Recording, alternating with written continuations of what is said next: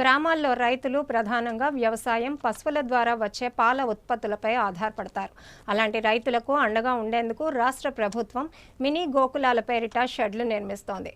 పల్లె పండుగ కార్యక్రమంలో భాగంగా పార్వతీపురం, మన్యం జిల్లా గుమ్మలక్ష్మీపురం మండలంలోని నిర్మించిన మినీ గోకులాలను కురుపాం ఎమ్మెల్యే తోయక జగదీశ్వరి ప్రారంభించారు.